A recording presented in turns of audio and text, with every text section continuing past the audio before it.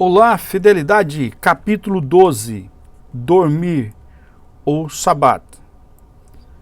Quando caminhares, te guiará, quando te deitares, te guardará, quando acordares, falará contigo. Provérbios 6, 22. No sono, estamos unidos ao nosso Pai todas as noites. Nós os tornamos um com o antigo dos dias, antes de dormir. Os estudiosos dos mistérios devem aprender a contemplar a luz branca cintilante que brilha para sempre no grande trono branco, que é o lugar secreto do Altíssimo, ou o sagrado dos sagrados dentro de nós. Podemos imaginar que vemos essa luz branca e isso irá acalmar a mente por completo. Nada aparece nessa tela branca sem nossa permissão. Agora, somos o primeiro do tanque. Ninguém pode entrar nesse tanque de silêncio, exceto o nosso Eu Sou, que é a primeira pessoa e o tempo presente. Mas, enquanto eu vou, desce outro antes de mim. João 5, versículo 7. O que desde antes de nós são os pensamentos fúteis, como medo, dúvida, desespero, autocomiseração e estados de espírito similares.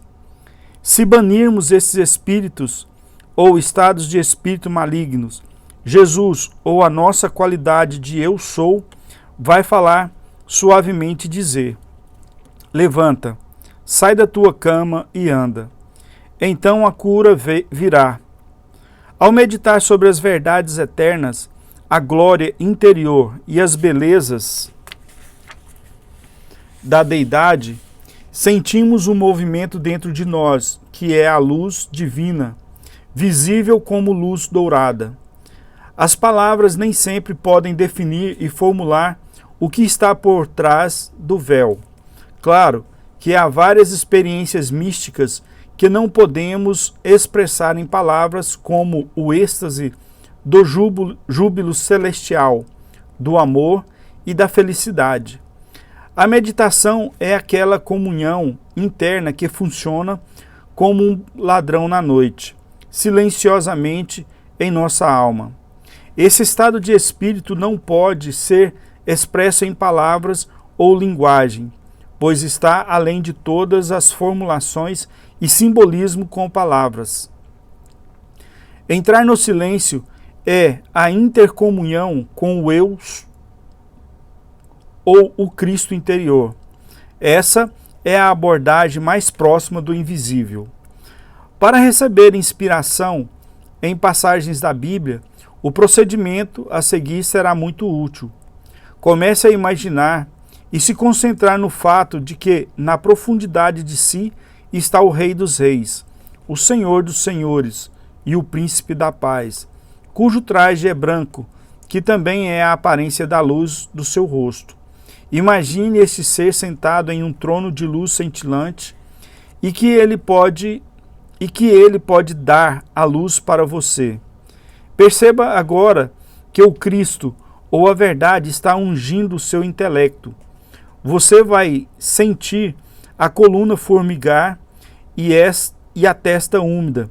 Este é o orvalho dos céus. Minha cabeça está cheia de orvalho. Cânticos 5, versículo 2.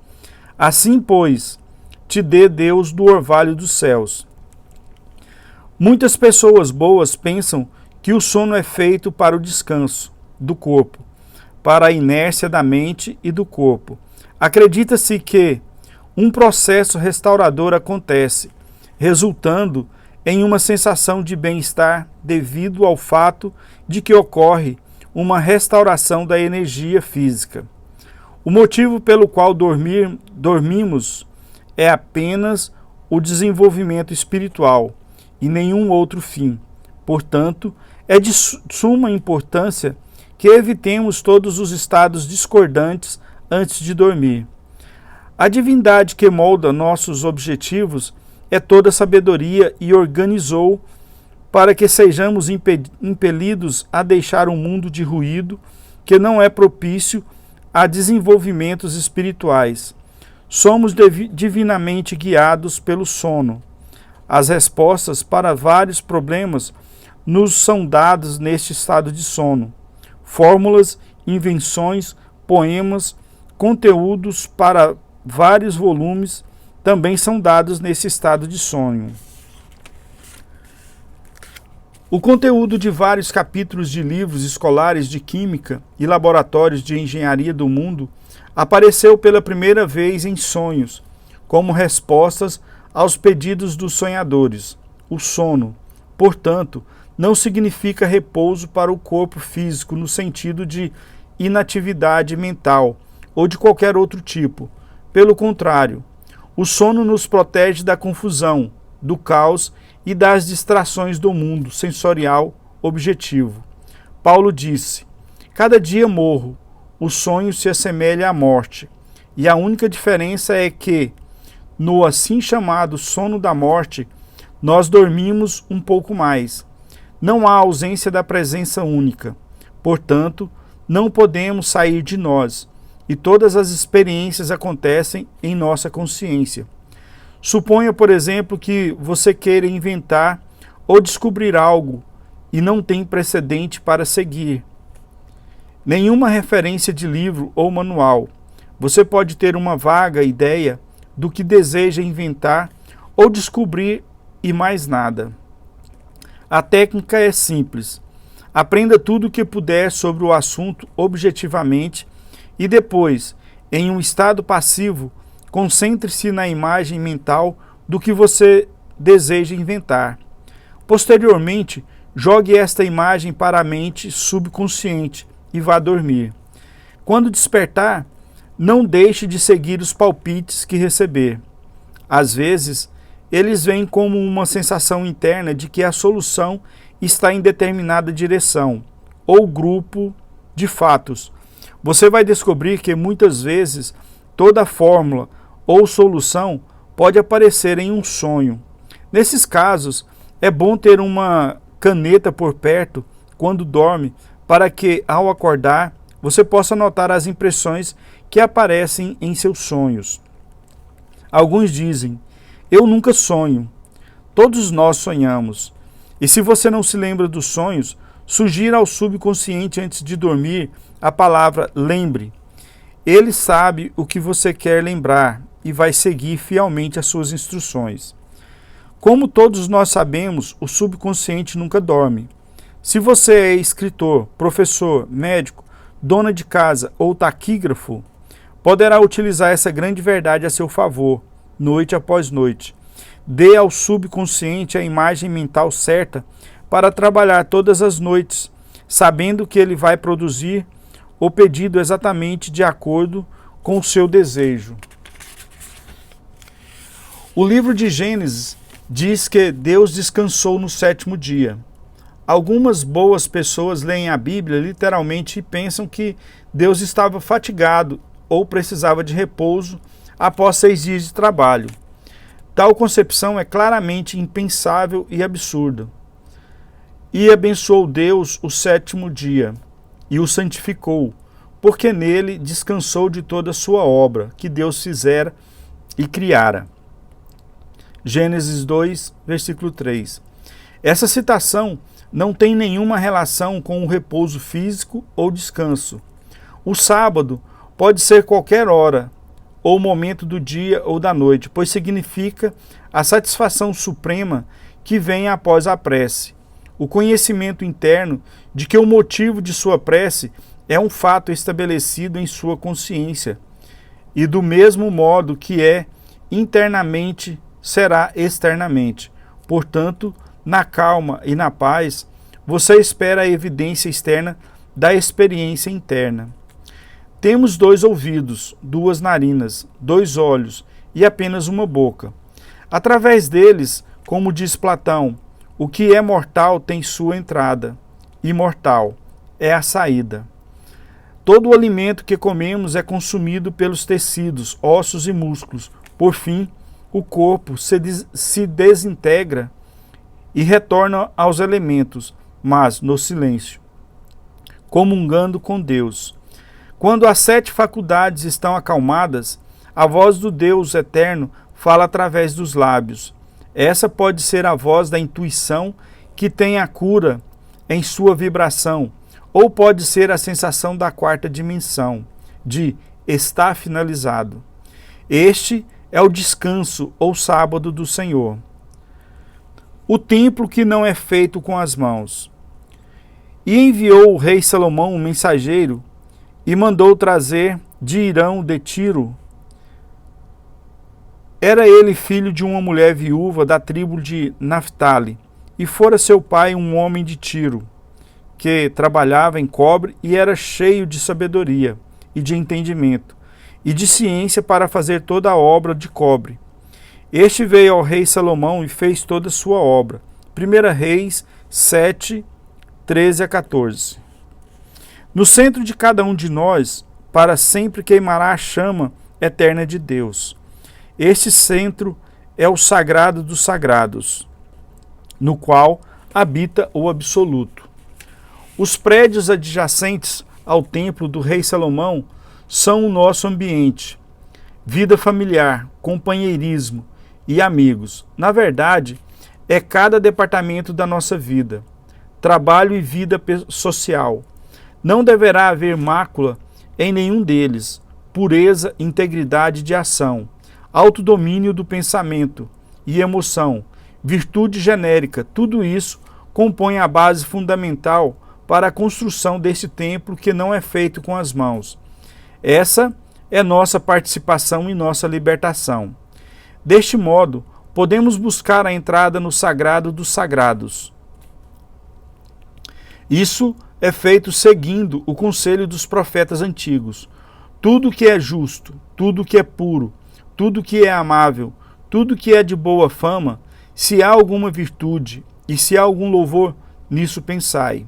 Filipenses 4, 8. Em outras palavras, devemos praticar a presença de Deus em toda parte e o tempo todo. Praticar a presença de Deus simboliza os vastos tesouros de ouro e pedras preciosas que são necessários para construir o templo de Salomão, que é você. A verdade do ser é que o mundo inteiro e tudo contido nele são a expressão de Deus. Não entendo esta, que é a maior das verdades. Nós podemos formar crenças falsas sobre a verdade, vendo limitações de todo tipo ao nosso redor. Nós nos sentimos separados de Deus e dependentes dos nossos esforços. É preciso perceber que Deus está fazendo tudo através de nós. Se outras pessoas parecem se comportar mal, a ponto de pensarmos e sentirmos que Deus está trabalhando através delas, a conduta delas vai mudar? Contudo, por que devemos nos concentrar e amplificar as aparentes falhas dos outros? Todos têm qualidades divinas, basta procurar. Procure e tu encontrarás. Se você procurar o que é bom, vai encontrar. Para ter paz e felicidade, se não for por um propósito maior, deve ser feito um esforço de modo a buscar as qualidades nos outros. Quando perguntaram a Tales de Mileto o que era mais difícil e mais fácil de fazer, assim ele respondeu: o mais difícil é aprender a se conhecer, e o mais fácil é encontrar erros nos feitos alheios. Se a qualquer momento você for favorecido pela graça de Deus de curar, perceba que Deus está curando essa pessoa usando você. Essa é a construção do templo de Deus, pois você, leitor, é o templo do Deus vivo. Depois, levantou as colunas no pórtico do templo, e levantando a coluna direita, pôs-lhe o nome de Jaquim, e levantando a coluna esquerda, pôs-lhe o nome de Boaz. 1 Reis 7:21. Jaquim é a personalidade infinita ou a presença de Deus em cada um de nós. Ele é pessoal para cada um de nós. O outro pilar é a lei da causa e do efeito. Tudo que o homem semear, isso também se fará, que é impessoal. Isso também pode ser chamado de amor. Esses dois pilares compõem a entrada do reino do rei Salomão, que é o lugar sagrado do Altíssimo, dentro de cada um de nós. Deus reside no silêncio. A verdade é transmitida no silêncio e vivida no silêncio. Irão, que constrói o templo, é o homem que agora está ciente de que a consciência dele é Deus. E firmava-se sobre 12 bois, 3 que olhavam para o norte, e 3 que olhavam para o ocidente, e 3 que olhavam para o sul, e 3 que olhavam para o oriente, e o mar estava em cima deles, e todas as suas partes posteriores para o lado de dentro. 1 Reis 7:25. Os bois são touros emasculados, cujo significado é que antes de podermos terminar o templo e despertar da ilusão do sofrimento, mal e caos para a realidade do amor, compaixão e sabedoria, é preciso disciplinar nossas faculdades. Do contrário, assim como o touro, vamos correr soltos e os sentidos serão nosso mestre em vez de servo. Algumas pessoas vivem para comer, beber e satisfazer as paixões e apetites. Uma dessas pessoas é citada na Bíblia como a cobra que rasteja sobre a barriga, comendo a terra. Portanto, é preciso buscar valores permanentes, onde será encontrada a única realidade de um plano divino. Os 3 bois, olhando para o norte, são André, Pedro e Tiago, que simbolizam a percepção, a audição e o julgamento correto. Os 3, olhando para o ocidente, são João, Felipe e Bartolomeu, que simbolizam o amor, a emoção e a imaginação disciplinada. Já os 3 olhando para o sul são Tomás, Mateus e Jaime, que representam o afastamento da atenção das condições negativas e a aceitação dos desejos e da capacidade de romper o véu. Os 3, olhando para o oriente, são Tadeu, Simão, o cananeu, e Judas, que nos representam em prece, através da qual nós voltamos para dentro e cantamos o cântico do triunfo com o louvor de Deus para sempre nos lábios. Nós residimos em um banquete místico de alegria, paz e felicidade, e depois descansamos. O resto é Judas, ou o afastamento completo de tudo que poderia negar o bem, seja para nós mesmos ou para os outros. Quando finalmente disciplinamos Judas, ou a qualidade de morrer diariamente para todas as falsas crenças, não haverá mais necessidade de disciplinar as outras faculdades, pois Judas é o maior de todos os apóstolos quando disciplinado. Significa que nós morremos para tudo, exceto para o poder de Deus, e simplesmente vivemos na presença de Deus o tempo todo. Isso é chamar Judas ao discipulado. Então, nós revelamos Jesus, nosso Salvador. Para isso, Judas precisa trair ou revelar Jesus, que é a nossa consciência e Salvador. Agora, tocamos a realidade em nossas profundezas através da apropriação de um novo estado de consciência e morremos para todos os nossos antigos conceitos. Mergulhamos com Cristo no estado amoroso de consciência ou o prato universal chamado subjetivo, ou Deus em repouso sorridente. Jesus alimenta Judas, que se apropria do pão. Antes, este Judas sempre fora considerado pobre. Agora Jesus o alimentou com o conhecimento do Salvador. E o estado de Judas mudou para Jesus, o estado ideal. E todas as suas partes posteriores para o lado de dentro, 1 Reis 7:25, significa que, na prece, nós retiramos as faculdades do mundo dos sentidos e nos voltamos para dentro, na direção do real, do do belo e do bom. Em outras palavras, negamos o que vemos no mundo dos sons e voltamos ao silêncio. Deus reside no silêncio. A lenda maçônica diz que 3 rufiões assassinaram Irão antes do templo ser terminado e dedicado. Os 3 rufiões estão em todos nós, constantemente matando o princípio de Cristo.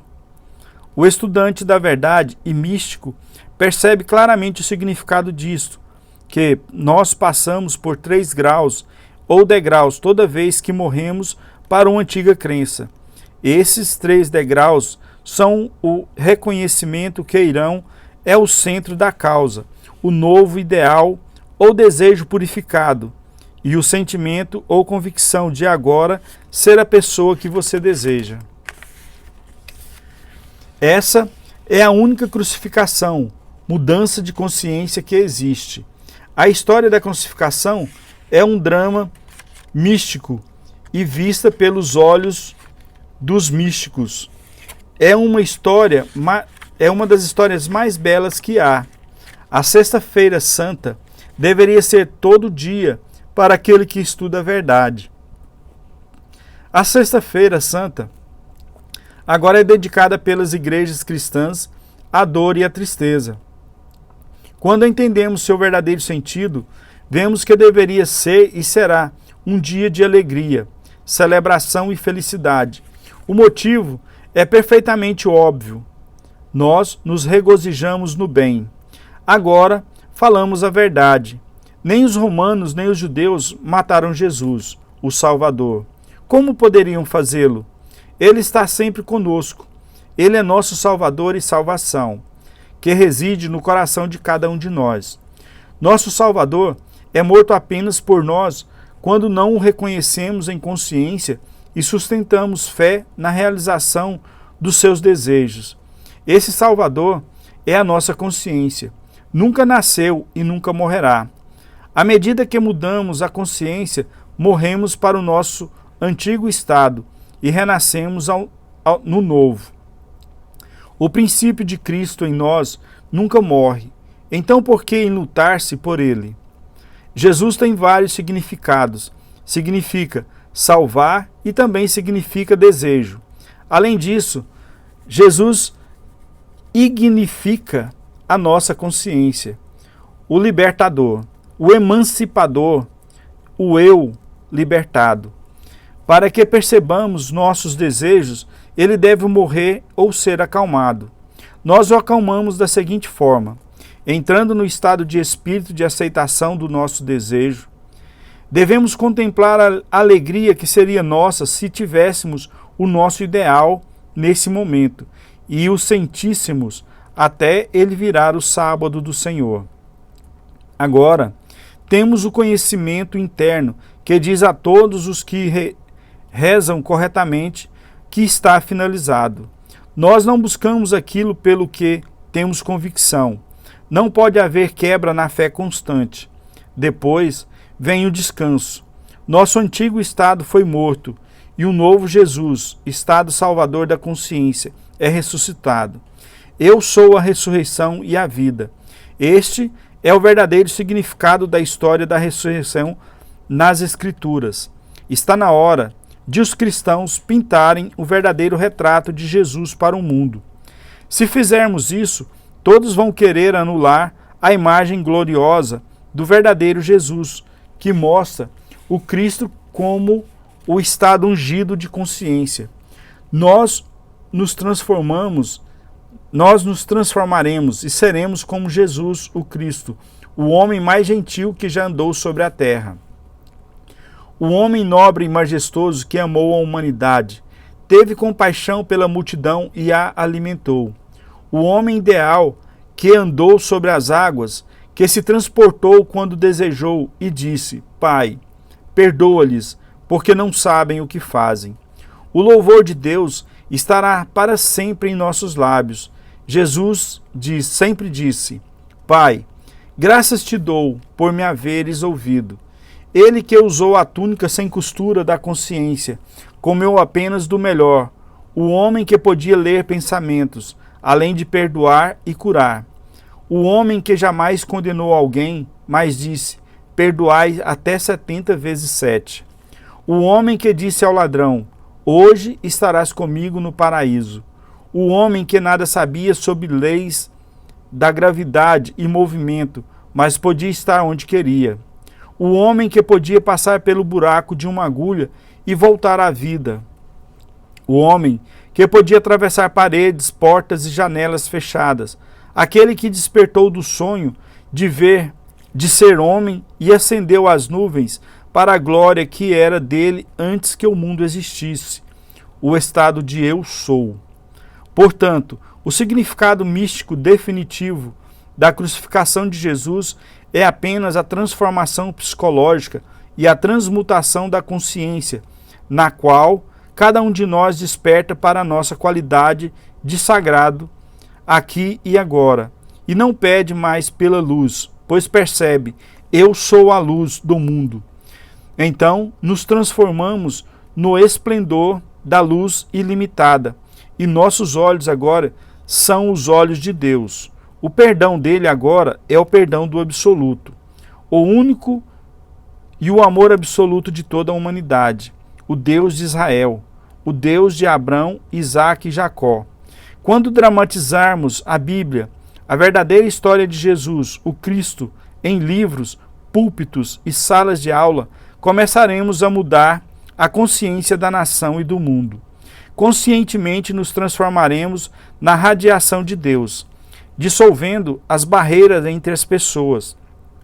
Agora, devemos pintar o verdadeiro retrato de Jesus, o Cristo, e não o retrato horrendo pintado por 2000 anos de um homem aflito, sangrando na cruz com uma coroa de espinhos. Não surpreende que nenhum garoto queira ser Jesus, o Cristo, a vítima. Ele prefere ser um soldado, um aviador, o criador de uma bomba atômica, para que possa jogar bombas de destruição no aparente inimigo. A ciência sem a consciência de Cristo, sabedoria de Deus, significa a destruição da humanidade. Se pintarmos o verdadeiro retrato, todos os meninos e meninas vão querer ser Jesus, ou vitorioso, e desejarão emular o ideal perfeito. Agora, nós entalhamos um modelo de perfeição que é bom e belo. O padrão básico do mundo é a beleza, e as particularidades estão suspensas a partir do universo como rosas penduradas em uma roseira. Todos nós temos a obrigação de deixar Irão construir o templo, pois isso representa o estado de emancipação espiritual, intelectual e mundana. Devemos parar de sacrificar o belo pelo que consideramos as riquezas do mundo. Vamos começar agora a transformar a superstição e a discórdia em um lingote de ouro espiritual. Meditando sobre essas grandes verdades, nós, sem dúvida, construiremos o templo de Salomão aqui e agora, que é a nossa mente, corpo e circunstâncias. Estamos procurando a palavra perdida, sem saber ou perceber que, quando a descobrimos, será em nossa própria manjedoura, cercada pelos animais e marcada por uma estrela flamejante ou arbusto em chamas. Esta estrela flamejante é o sol ou a nossa consciência espiritual, chamada Eu Sou. O Eu Sou é a palavra perdida, e agora que a encontramos, podemos curar os cegos, os doentes e ressuscitar os mortos. O templo terminado. As Escrituras dizem que Irão de Tiro era o filho de uma viúva, o que significa que ele é abençoado com a sabedoria de Deus, que tem o conhecimento ou a compreensão para aplicar princípios universais. Irã Abba quer dizer nosso pai Irão. Irão significa, na verdade, eu sou, ou nossa consciência, que é o pai de tudo. Tudo em nosso mundo é a imagem externa de um estado de consciência dentro de nós. Quando mudamos a consciência, a imagem externa também mudará. Foram necessários 7 anos para terminar o templo, significando que devemos morrer diariamente a fim de apresentar mandamentos e continuar expandido para sempre a consciência. Todo pensamento de negação deverá morrer dentro de nós, para que possamos viver apenas na verdade de Cristo, ou sabedoria de Deus. O poder para ter sucesso está latente dentro de cada um. Há um repouso após cada processo criativo, chamado de 7 anos. E, enquanto continuarmos criando e gerando mais valor na vida, iremos de uma glória a outra. De maneira que nem martelo, nem machado, nem nenhum outro instrumento de ferro se ouviu na casa quando a edificavam. 1 Reis 6, versículo 7. Nós criamos apenas no silêncio. Devemos aprender o caminho sem esforço da vida. Se aceitarmos todos os nossos desejos em consciência, realmente sentindo a realidade do desejo realizado, a manifestação subjetiva de cada desejo aparecerá na tela do espaço, sem que seja preciso inventar formas e meios.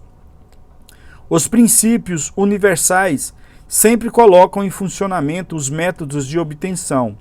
Enquanto continuarmos a nos condicionar, rejeitando diariamente todas as falsas crenças, como a necessidade de trabalhar para viver, vai acabar chegando o tempo em que apenas pensaremos e o pensamento será precipitado diante dos olhos. Isso valerá para alimentos, moradia, castelos reais no ar, dinheiro e tudo que seja tangível ou concreto.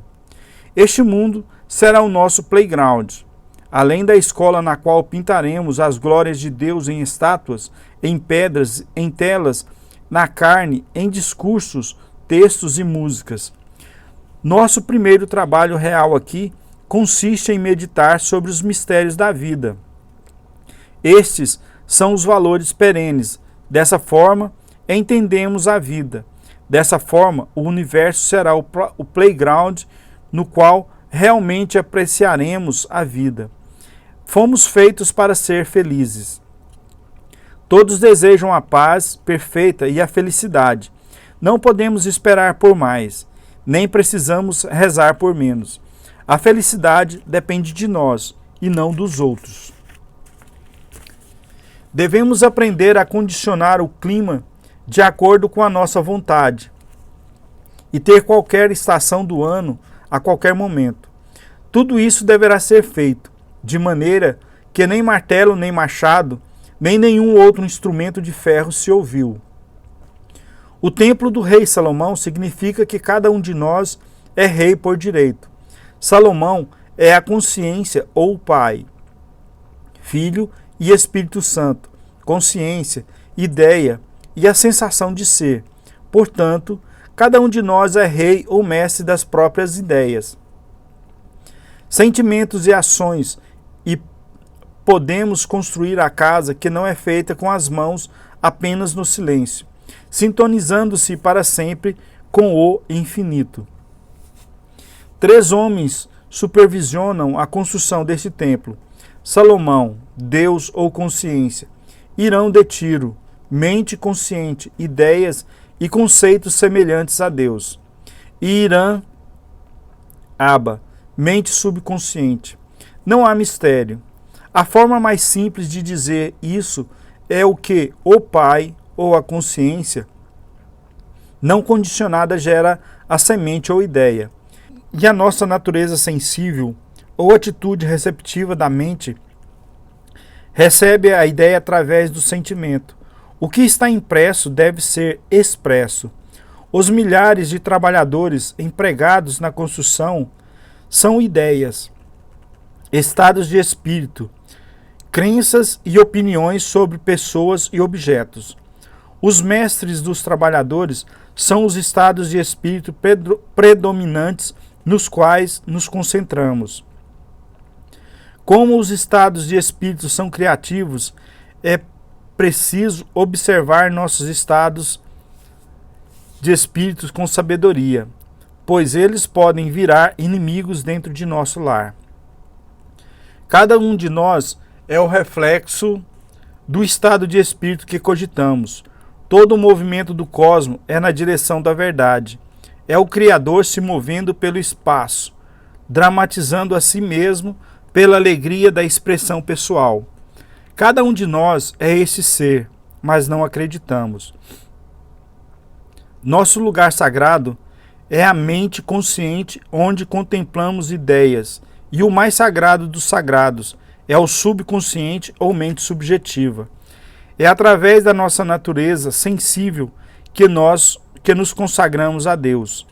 Devemos andar sobre a terra em silêncio, contemplando verdades eternas, para depois andar sobre as águas. Nesse momento, todos os que nos virem vão pensar em Deus e serão abençoados por terem sentido a presença de Deus, o Deus de Abraão, Isaque e Jacó. Os cedros do Líbano são usados na construção do templo do Deus vivo, representando a sabedoria, a compreensão e a riqueza. Os cedros são a cruz do Cristo. O eixo vertical é o eu sou, ou a consciência, e nossa crença psicológica fixa é o estado horizontal, ou o que o cruzou. Não há outra cruz, nunca houve e nunca haverá. A cruz é Deus se concebendo como humano. Para o nosso bem, vamos morrer na cruz, deixar a espada perfurar nosso flanco, e ressuscitaremos como novos seres. Nós seremos iluminados e transformados do estado de Jesus para o plano de Cristo da divindade. Sangue e água saíram do flanco dele, mas sangue e água não brotam de um homem morto. Trata-se de uma grande verdade que deverá ser interpretada misticamente e de nenhuma outra forma. Sangue e água fluem no nascimento, portanto, simbolizando o nascimento da consciência de Cristo. À medida que essa percepção se expande, dizemos: bendito seja o nome do Senhor, benditos sejam os anjos dele. Os anjos e santos são as ideias divinas que estamos irradiando, a aura sutil de amor na direção de todas as pessoas, à exceção de nós mesmos como centros operadores da consciência.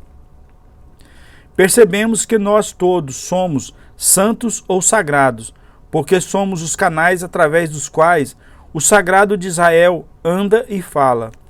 Também dizemos em voz alta: bendito seja o nome de Maria, Virgem e Mãe. Agora, purificamos Maria, ou o subjetivo, através da prece verdadeira, e dissipamos todas as falsas crenças e superstições. Agora nós produzimos o bendito, o amado Filho de Deus, a consciência de Cristo. Nosso mundo é o céu e nós moramos nele. Para concluir, vamos contemplar essa verdade profunda, amados. Agora somos filhos de Deus. E ainda não é manifestado o que havemos de ser, mas sabemos que, quando ele se manifestar, seremos semelhantes a ele, porque assim como é, o veremos. 1 João, capítulo 3, versículo 2. E aqui nós encerramos o capítulo 12. E gostaria que cada um pudesse deixar isso entrar dentro do coração e ser conduzido pelo eu sou que está em você. Você é o único que pode mudar a sua situação de vida. Então, persevere. Se inscreva, deixe o seu like, compartilhe o nosso vídeo. Assim o nosso canal alcançará mais pessoas e chegará a ponto de o YouTube indicá-lo para outras pessoas. Tá bem? Obrigado por virem até aqui.